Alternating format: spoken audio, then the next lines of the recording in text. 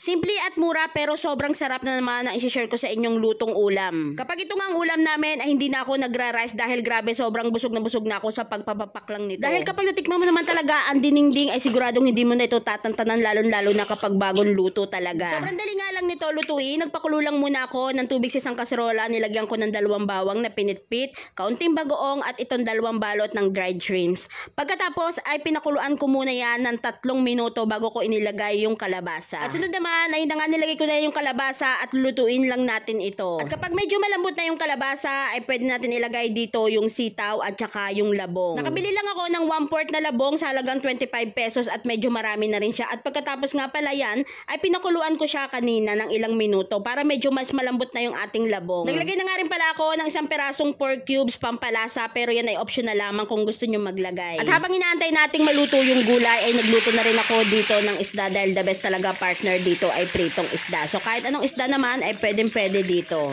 Ang napili ko na lang na partner dito ay itong pritong tilapia dahil paborito rin naman namin ito at syempre ito'y mura lamang. Makalipas ang ilang minuto, ayan, titingnan natin kung okay na ba yung ating gulay at kung okay na ay pwede nating ilagay dito yung ating talbos ng saluyot.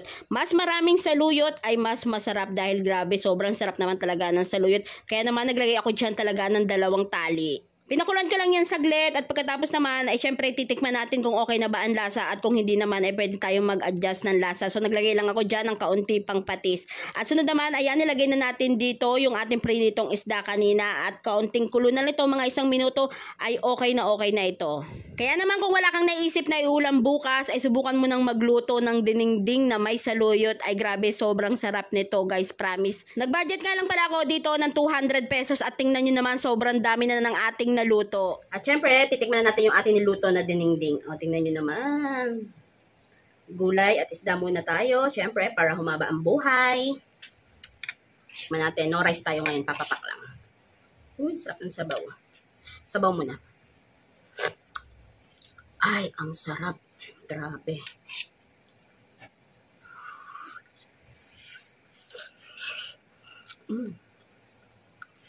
Ligit ng papaya. Sarap.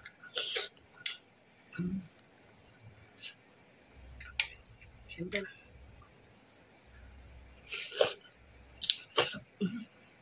Harap.